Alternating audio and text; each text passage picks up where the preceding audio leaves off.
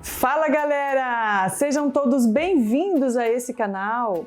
Aqui eu quero ter um papo reto com você, que é noivo, que é noiva, que tem a data do seu casamento marcada. Ou você que tem um relacionamento sério e tem essa pretensão de chegar ao casamento. Aqui você vai ficar por dentro de como é essa trajetória do seu noivado até o casamento. E já aproveita e se inscreva no nosso canal, deixa o like e compartilha com alguém que você conheça que está no mesmo caminho.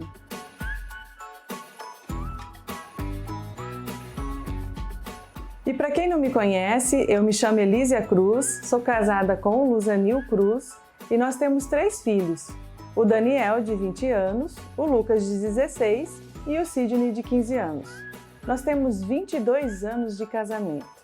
E há 15 anos nós estamos nessa pegada com os jovens casais. E há 23 anos atrás, quando eu ainda namorava com meu marido, nós fomos privilegiados. Nós fizemos um curso pré-nupcial. Esse curso era ministrado por um casal de líderes, né? Que eles tinham o conhecimento, a sabedoria e a experiência também. E ali foi uma troca de informações. Então foram conselhos fundamentais que nós trouxemos para o nosso casamento. Hoje eu observo a facilidade que nós temos com as redes sociais. Na verdade, eu acompanhei o surgimento das redes sociais, do Facebook, do YouTube, e isso traz para nós uma facilidade de informações, de cursos. Para vocês terem uma ideia, naquela época, quando nós precisávamos de uma leitura de um livro específico de alguma área, nós tínhamos que encomendar na livraria, esperar um tempo para então ter o acesso ao livro. E hoje, essa facilidade que nós temos com as redes sociais.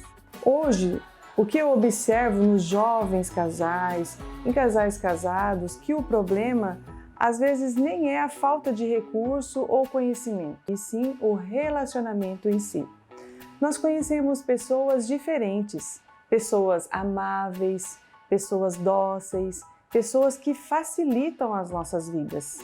Mas também existem pessoas que são irritantes, pessoas que são frustrantes, que nós temos que às vezes pedir misericórdia para estar ao lado delas.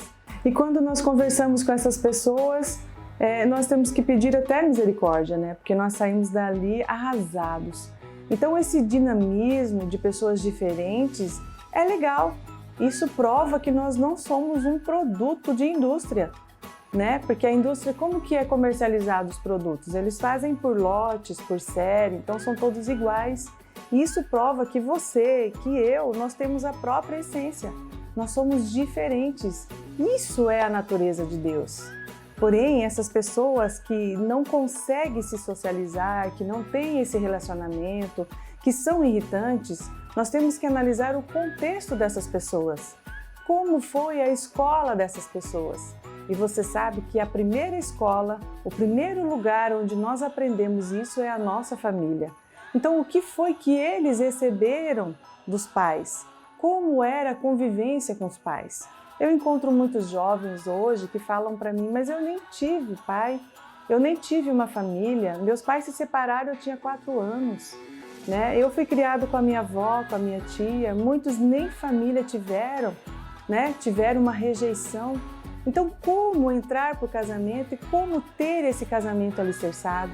Como construir esse casamento? E isso é interessante, é dinâmico, mas é desafiador quando se falamos em relacionamento, quando nós falamos em casamento, porque nós cremos que o casamento, todo mundo se casa por amor. E nessa jornada que eu tenho, nesses 22 anos de casamento e 1 ano e meio praticamente de namoro, eu ainda não encontrei nenhum casal que se casaram por ódio. Pelo contrário, todos afirmam que se casam por amor. E o amor, vale lembrar que ele é um verbo, amar. Então ele é ação, você decide amar. Quantos casais eu encontro que já estão casados e falam para mim, acabou-se o amor.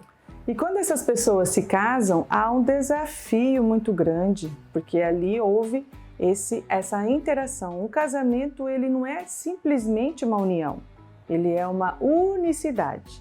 Então vejam só, quando eu me casei, eu vivi 25 anos na casa da minha mãe, Então eu trouxe a minha mala cheia de costumes, eu trouxe a minha mala cheia de manias, eu trouxe a minha cultura, a minha forma de pensar. E o meu esposo também trouxe a mala dele, né? Junto com ele veio os costumes, as manias, a cultura. E ali, quando nós nos encontramos, que nós nos deparamos de estar dormindo juntos, ali no casamento, houve então essa adaptação. Ainda bem que nós tivemos aqueles conselhos, porque isso foi fundamental. Então, ali, o que nós fizemos? Naquela adaptação, nós ali sentamos, dialogamos e conversamos. Então, algumas coisas, como por exemplo, eu na minha casa, eu tinha o costume de levantar de manhã e às vezes eu nem comia, né? Eu já ia para o trabalho, aí eu almoçava, jantava e o meu marido comia. Então, quando nós nos casamos, ele pediu para mim comer farofa com chá. Isso me deu uma repulsa, porque eu nem sabia cozinhar. Então, ali foi tendo essa adaptação, ele foi tendo paciência, mas eu fiz essa farofa. Mas eu confesso para vocês que eu conversei com ele e nós mudamos esse costume, né? Então, foi chá com pão. Então, quer dizer, ele tinha uma forma e eu outra. Então, quando essa adaptação ocorre, se você não tiver as ferramentas necessárias para que ocorra essa adaptação, qualquer conflito já gera um problema e desse problema, a primeira opção é o divórcio. Eu encontro casais com 3 meses de casados, com 1 ano, 2 anos, com essa opção de divórcio, porque não souberam resolver esse conflito. Então, de um conflito vira um problema, de um problema a solução é a separação. E existem 2 maneiras de nós aprendermos. A primeira é com os nossos erros. Então, quando eu erro, faço alguma coisa errada, que eu sei que não deu certo, eu não faço mais. E a segunda é quando eu ouço alguém que fez errado, eu sei que dá errado, então meu cérebro entende que isso não faz bem. Por isso é fundamental nós termos acesso a essa sabedoria, a esse conhecimento, para que essa adaptação ocorra de maneira natural. Galera, casamento é possível ser feliz. Casamento eu digo que é a arte de resolver problemas. É mais ou menos assim, quando você tem um problema, suponhamos que você tem um problema financeiro, 3 meses sem pagar o aluguel. Então, você não deve focar no problema, e sim na solução. O que eu encontro são casais que focam no problema. E agora, como que nós vamos pagar? Nós vamos ser despejados, e agora o que nós vamos fazer? Nós vamos ter dinheiro para colocar a comida mês que vem. Então, quando nós focamos no problema, nós não conseguimos enxergar a solução. Então, qual deveria ser o foco? Na solução. O que devemos fazer para aumentar a receita? Como nós vamos fazer para aumentar a receita? E aí nós estaríamos com a solução do problema. A peça fundamental para resolver os problemas é acessar a sabedoria. E a Bíblia diz que a sabedoria, ela produz humildade. E a humildade está à frente da sabedoria. Então, com a sabedoria, nós conseguimos resolver esses conflitos. O casamento não é união, casamento é unicidade. Quando o casal entende que a unicidade não tem a separação, fica muito mais fácil de resolver esses conflitos. Então, o que nós trazemos, o que nós recebemos da nossa família, nem sempre nós multiplicamos no casamento. Existem padrões geracionais que são transmitidos de pai para filhos. Mas eu aqui não quero culpar o pai de vocês e nem os meus. Porque se nós fizermos uma análise, o que foi que os pais de vocês receberam? O que foi que os meus pais receberam? Eles simplesmente passaram o que receberam. A boa notícia é que nós podemos ressignificar a nossa história. Então é mais ou menos assim. Na minha casa, minha mãe, ela herdou isso da minha avó. Quando quebrava um copo, ela tinha aqueles repente, né? Ah, você quebrou o copo, por que você fez isso? Então nós ficávamos com medo, eu ficava com temor já de tocar no copo. Quando ela comprava um copo novo, uma louça nova, nós nem usávamos, porque aquela louça era destinada somente para quando chegasse visita na nossa casa. Então foi algo que eu identifiquei e quando nós nos casamos, eu decidi que na minha família, na minha casa seria diferente. Então hoje aqui, quando se quebra um copo, o máximo que eu falo é que se tiver com suco ou água, que limpe, né? Mas é tranquilo hoje, porque nem sempre a gente quebra um copo porque quer. Então são padrões que nós aprendemos lá na nossa infância, nós aprendemos nessa convivência e que nós multiplicamos o nosso casamento. Mas existem também os padrões bons. O que eu trouxe da minha casa como padrão que eu multipliquei na minha família é a integridade. Sempre eu vi a minha mãe e o meu pai com integridade. Então isso eu fiz questão de multiplicar. E quando nós não recebemos esses padrões, nós temos essa oportunidade hoje então de ter uma nova história, de ter um casamento feliz, um casamento inabalável. E nós temos isso acessando constantemente a sabedoria. O casamento é um novo ciclo na sua vida, é o deixar e unir-se. A própria palavra fala isso. Primeiro eu deixo, depois eu vou unir-se. Então, quando o homem e a mulher entendem cada um o seu papel dentro do casamento, fica melhor o desempenho. As coisas começam a fluir no casamento. Então, qual é o papel do homem no casamento? A função do homem no casamento é a missão e a liderança. Então, o que é liderar? Existem estudos que apontam que todos nós precisamos de uma liderança. E isso é papel do homem no casamento. Ele lidera, ele é visionário, ele tem a visão e ele aponta a direção. Então, é o pai que aponta a direção. Muitas vezes esse rapaz não teve o direcionamento do pai, então ele não sabe como desempenhar e qual é o papel dele. Mas quando ele sabe que ele desempenha o papel de missão e de liderança, ele consegue passar isso para o seu filho. Então essa nova construção dessa caminhada é importante. Então o homem, quando ele se torna pai, ele aponta a direção. O pai também estabelece os limites para a criança. Agora não, espera, não é o momento. Ele dá a dose certa, a dose correta. Porque é mais ou menos assim que funciona. Quando nós precisamos de um remédio, nós precisamos exatamente da dose.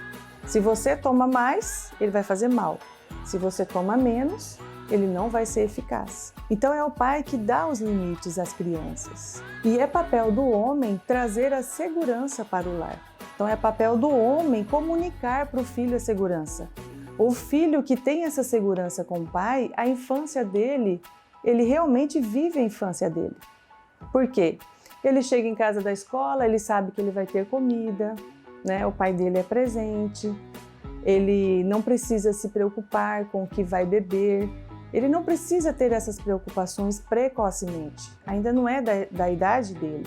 Mas o pai, ele transmite essa segurança. Então, os filhos que têm esse direcionamento, que têm os limites e essa segurança, com certeza serão filhos saudáveis. Então, quando os filhos recebem esse direcionamento, os limites e essa segurança, automaticamente eles são saudáveis emocionalmente. Isso gera identidade na criança.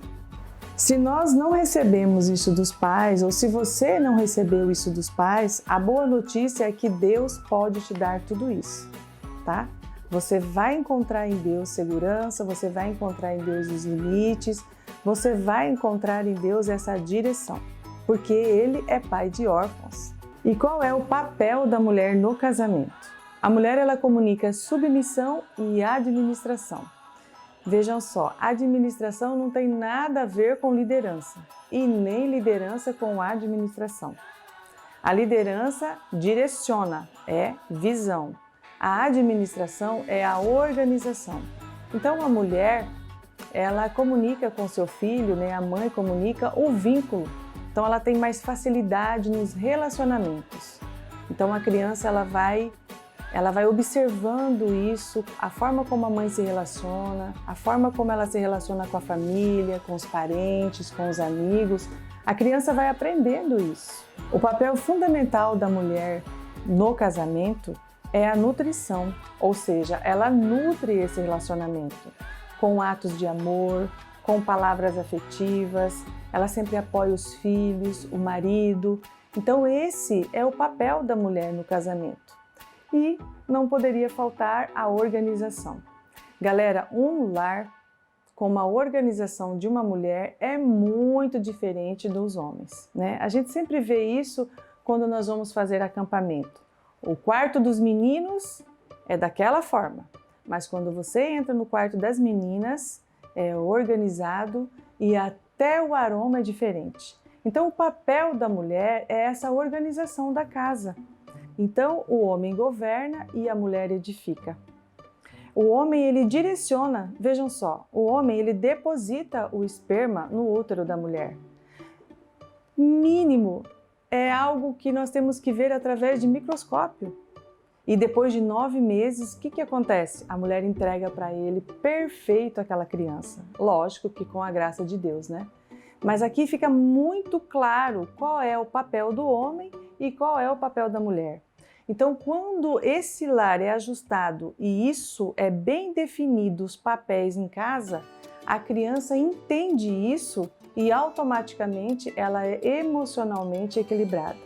Então, quando a criança recebe essa definição, que ela entende qual é o papel do pai, qual é o papel da mãe, que ela entendeu, automaticamente são padrões que ela vai levar para o casamento dela. Galera, eu quero muito contribuir com o seu relacionamento. Então, esse espaço aqui é destinado para esse diálogo. Então, se você tiver alguma dúvida ou quiser fazer algum comentário, deixa aqui nos comentários que eu vou te responder. Fechou? E nos encontramos no próximo vídeo. E lembre-se, o melhor está por vir.